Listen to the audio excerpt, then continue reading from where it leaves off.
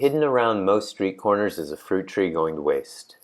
Every year, billions of pounds of nutritious, healthy, natural fruit rots in the ground in our cities just because no one is picking the trees. At the same time, our food insecure population lives on diets of highly processed, nutritionally scarce food, leading to disproportionately high rates of chronic diseases like diabetes and hypertension. 10 years ago, my co-founder and I found a way to address this problem and founded Concrete Jungle.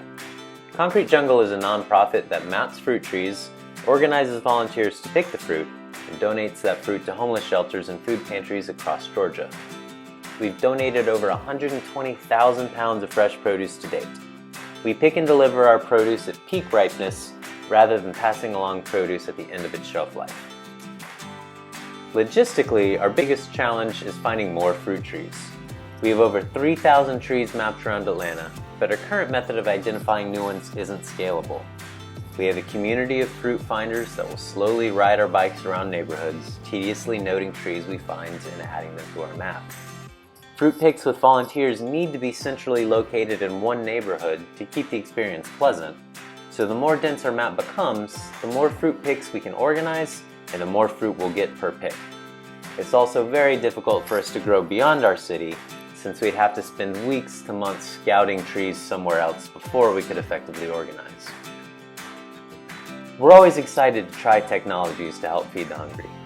We've tried trees that tweet, gas sensors that estimate ripeness, and fruit spotting drones as a few of our existing projects, but with the power of artificial intelligence, this project has the potential to revolutionize how we run Concrete Jungle.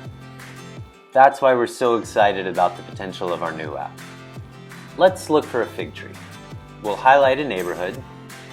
Roadside pictures from the neighborhood are being sent to IBM's Watson Image Recognition API, and images that Watson thinks are most likely to be fig trees are sent back.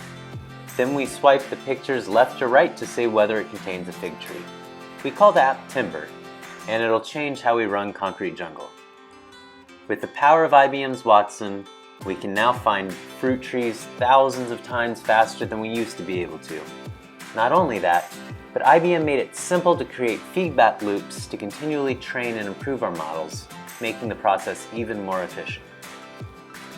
Our volunteer data scientists were truly blown away by how easy it was to train new models with Watson.